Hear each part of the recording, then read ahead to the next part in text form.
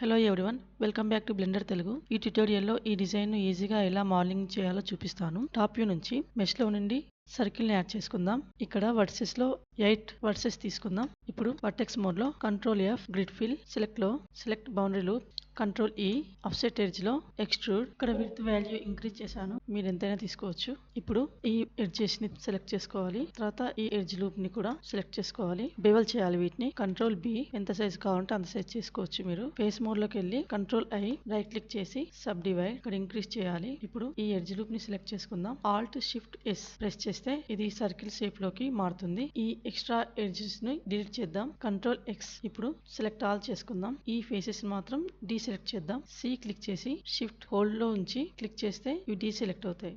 తర్వాత control I, ఈ faces ని ఎక్స్ట్రూడ్ చేసుకుందాం. ఇక్కడ ఈ ఫేస్ వచ్చింది కదా, దీన్ని సెలెక్ట్ చేసుకొని షిఫ్ట్ G, పెరిమీటర్ సెలెక్ట్ చేసుకోవాలి. అప్పుడు ఇలాంటి ఫేసెస్ అన్ని సెలెక్ట్ అవుతాయి. డిలీట్ చేద్దాం ఈ ఫేసెస్ ని. తర్వాత ఈ ఎడ్జ్ లూప్ ను సెలెక్ట్ చేసుకొని వర్టెక్స్ మోడ్ లో, ఎక్స్ట్రే మోడ్ లో ఫ్రంట్ వ్యూ నుంచి ఈ బాటమ్ వర్సెస్ ని డీసెలెక్ట్ చేద్దాం.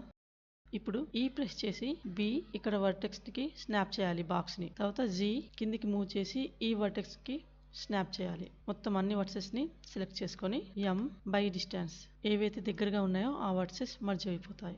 ఇప్పుడు ఎడ్జ్ మోడ్ లో ఈ ఎడ్జ్ లూప్ ని సెలెక్ట్ చేసుకొని ఎక్స్ట్రూడ్ చేసుకోవాలి. Z యాక్సిస్ లో బాటమ్ వ్యూ నుంచి ESM అట్ సెంటర్. ఇప్పుడు దీనికి sub division surface modifier add చేయాలి.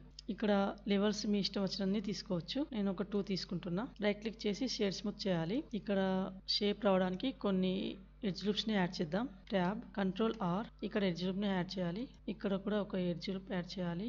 తర్వాత ఇక్కడ కూడా ఒకటి యాడ్ చేసుకోవాలి. ప్లీజ్ లైక్ చేయండి, సబ్స్క్రైబ్ చేయండి.